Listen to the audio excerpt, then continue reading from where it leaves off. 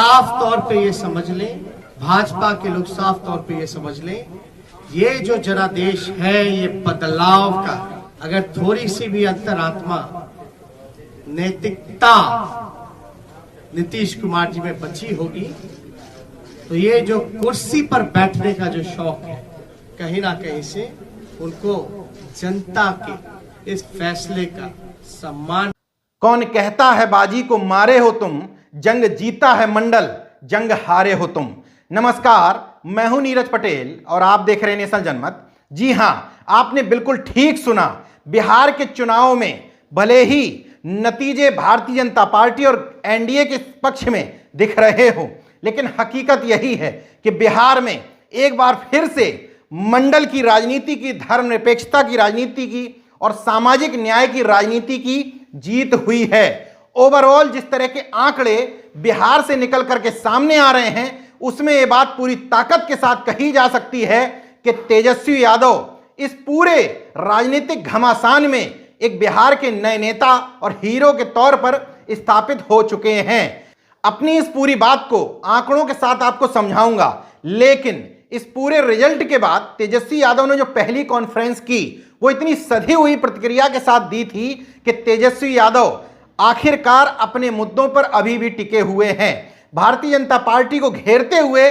उन्होंने कहा कि 19 लाख नौकरियों को जो वादा आपने किया था, हम लगातार निगाह बनाए रखेंगे कि आखिर 19 लाख नौकरियां आप दे कैसे रहे हैं।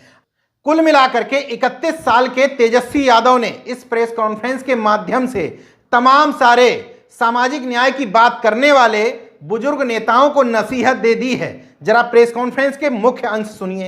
कि जनता का जो जनादेश है और जो नतीजा इलेक्शन कमीशन का है, नतीजे और फैसले का बड़ा अंतर है। फैसला हमारे पक्ष में और नतीजा उनके पक्ष में। और हम लोग तो धन्यवाद यात्रा में भी जल्दी ही जाएंगे, लेकिन सरकार में अगर जो लोग छल कपट धन बल के कारण जो लोग बैठ रहे हैं, उनसे हम कहना चाहते हैं कि 4 दिन की ही चांदनी है, लेकिन अगर 19 लाख रोजगार, समान काम, वेतन नियोजित शिक्षकों को, स्वयं सहायता समूह को अगर मानदेय, शिक्षा, चिकित्सा अगर नहीं सुधरी जनवरी तक के महीने पर, तो हम महागठबंधन के लोग बड़ा आंदोलन करने का काम करेंगे। अगर 2015 के विधानसभा चुनाव में देखा जाए, उस समय में भी आरजेडी सबसे बड़ी पार्टी साबित हुई थी। उस समय आपने कहा कि नीतीश कुमार जी के करिश्मे की वजह से आरजेडी बिहार में पुनर्जीवित हो गई। इस बार अकेले तेजस्वी यादव जूझ रहे थे। हालांकि कांग्रेस का उनको समर्थन था, लेकिन कांग्रेस अपेक्षित सफलता हासिल नहीं कर पाई। भारतीय जनता पार्टी के प्रधानमंत्री समेत पूरी कैबिनेट मंत्रिमंडल ने अपनी ताकत झोंक रखी थी तेजस्वी यादव को घेरने के लिए। इसके बाद भी तेजस्वी यादव की पार्टी 2020 के चुनाव में सबसे बड़ा राजनीतिक दल साबित होती है। भले ही उनके सामने पूरा एनडीए कुनबा 15 सीटों से आगे रह करके अपनी पीठ थपथपा रहा हो, दिल्ली में जश्न मना रहा हो, प्रधानमंत्री नरेंद्र मोदी बड़े बड़े भाषण दे रहे हो, लेकिन अंदर से उनको भी पता है कि 31 साल के लड़के ने उनकी हालत खराब करके रख दी। अब ये अपनी बात आंकड़ों के हिसाब से आपको बताता हूं। बीजेपी गठबंधन यानी कि एनडीए, जिसमें बीजेपी, जेडीयू, हम, वीआईपी शामिल थी, इनको पूरा मिलाकर के वोट मिला 1,57,728। जबकि आरजेडी गठबंधन को वोट मिला, जिसमें आरजेडी, कांग्रेस, सीपीआई की यानी कम्युनिस्ट की तमाम पार्टियां, सीपीआई, सीपीआई-एम और सीपीआई-एमएल मिलाकर के इनको वोट मिला 1,56,88,458। मतलब 12,270 मत का अंतर रहा। और 12,270 मतों के अंतर से तेजस्वी यादव ने आरोप लगाया है कि अपनी सत्ता की ताकत का दुरुपयोग करके महागठबंधन को 15 सीटों के अंतर से हरवा दिया। इस बात को दूसरे ढंग से देखते हैं, आरजेडी को इस चुनाव में वोट मिले 97,36,242, मतलब कि 23.1% लोगों ने आरजेडी को वोट दिया। बीजेपी को मिले 82,81,01,408, यानी कि 19.5% लोगों ने बीजेपी को पसंद किया। जेडीयू को मिले 64,84,414, मतलब 15.4% लोगों ने जेडीयू को वोट दिए। अब मंडल वर्सेस कमंडल की राजनीति देख लेते हैं तो एक बार फिर से बिहार के मतदाताओं ने मंडल की राजनीति को विजय दिलवाई है, क्योंकि कमंडल की राजनीति में इस तमाम सारी पार्टियों में केवल भारतीय जनता पार्टी ही अकेली थी। उसके साथ में जितनी भी पार्टियां थीं, जेडीयू, हम, वीआईपी, ये तमाम सारी पार्टियां कमंडल या सांप्रदायिकता की राजनीति के साथ में तो नहीं हैं, लेकिन सत्ता लोलुपता की वजह से भारतीय जनता पार्टी यानी कि एनडीए के कुनबे में जरूर हैं। इस लिहाज से अगर हम देखें तो कमंडल की राजनीति को बिहार के लोगों ने 82,01,408 वोट दिए, मतलब पूरे 100% में से 19.5% कमंडल की राजनीति को वोट मिले।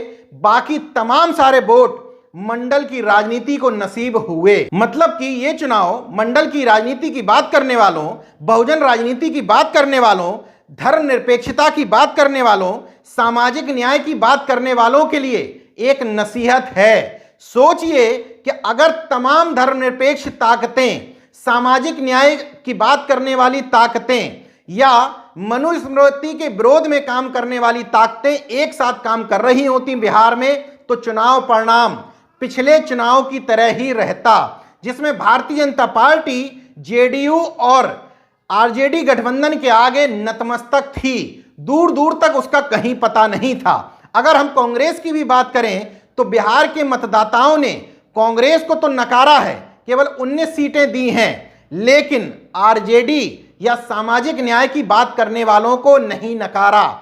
अभी भी आरजेडी और जेडीयू अगर साथ में आ जाएं, पिछड़े वर्ग के ये दो बड़े राजनीतिक धड़े, तो बिहार में दूसरी कोई मनुस्मृति की ताकत, दूसरी कोई सांप्रदायिक ताकत, दूसरी कोई सामाजिक न्याय को नुकसान पहुंचाने वाली कमंडल की राजनीति वाली ताकत घुस नहीं सकती। मगर अफसोस कि आपस की सिर्फ हटौल की वजह से हमेशा दूसरी ताकतें राज करती रहती हैं। मतलब कि इन चुनावों के परिणाम आने के बाद जब तक कि दिल्ली में प्रधानमंत्री नरेंद्र मोदी ने घोषणा नहीं कर दी कि हमारे अगले मुख्यमंत्री नीतीश कुमार ही होंगे, तब तक नीतीश कुमार की हिम्मत भी नहीं पड़ी कि वो अपनी मर्जी से एक ट्वीट कर दें। जब उनको ये आश्वासन दे दिया गया कि आपकी कुर्सी खतरे में नहीं है, आप उससे चिपके रहिए, तब नीतीश कुमार जी ने पहला ट्वीट किया। भले ही बात आपको सुनने में अच्छी ना लग रही हो, लेकिन हकीकत यह है कि नीतीश कुमार एक बार फिर से मुख्यमंत्री बन गए,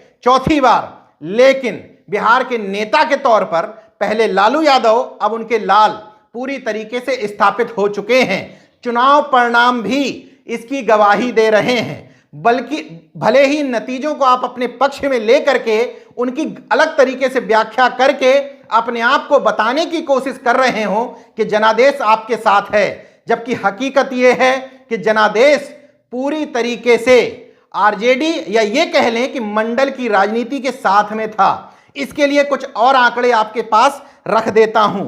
243 निर्वाचन क्षेत्रों में 43 सीटों पर इस बार मुकाबला 3500 या उससे कम का रहा। इसके अलावा 11 सीटें ऐसी थीं जहां मुकाबला 1000 या उससे कम था। उनमें भी ज्यादातर एनडीए के पाले में फायदा जाता हुआ दिखा। जैसे नालंदा जिले की हिल्सा सीट, जेडीयू उम्मीदवार ने आरजेडी के उम्मीदवार को केवल 12 वोटों से हराया, केवल 12 वोट से, जबकि पोस्टल बैलेट वहां पर 182 थे जिनको गलत करार दे दिया गया था, मतलब कि अनवैलिड कह दिया गया था। उसी तरीके से बरबीघा में जेडीयू कैंडिडेट ने कांग्रेस के उम्मीदवार को केवल 113 वोट से हराया।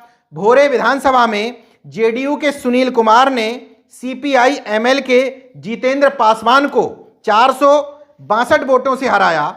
उसी तरीके से परबत्ता सीट पर जेडीयू के उम्मीदवार ने आरजेडी के कैंडिडेट को 951 वोटों से हराया। उसी तरीके से बछवाड़ा सीट पर बीजेपी के कैंडिडेट ने सीपीआई के कैंडिडेट को 484 वोटों से हराया।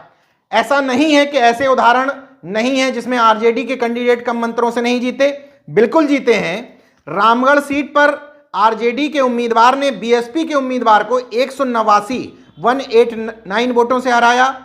एलजेपी कैंडिडेट ने मटिहानी सीट पर जेडीयू के कैंडिडेट को 333 वोटों से हराया। एलजेपी कैंडिडेट ने मटिहानी सीट पर जेडीयू के कैंडिडेट को 333 वोटों से हराया। चकाई सीट पर निर्दलीय उम्मीदवार ने आरजेडी कैंडिडेट को 581 वोटों से हराया। इसके अलावा डेहरी सीट और कुढ़नी सीट पर आरजेडी के कैंडिडेट क्रमशः 464 और 712 वोटों से जीते।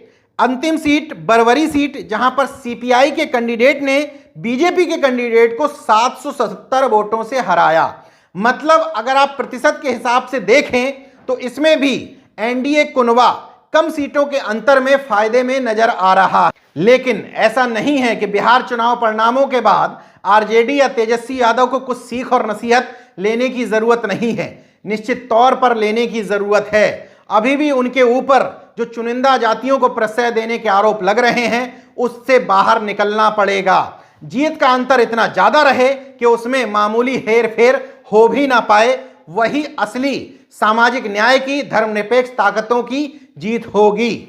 चलते चलते अपनी उस लाइन को फिर से दोहरा देता हूं कि कौन कहता है बाजी को मारे हो तुम, जंग जीते हैं तेजस्वी, जंग हारे हो तुम।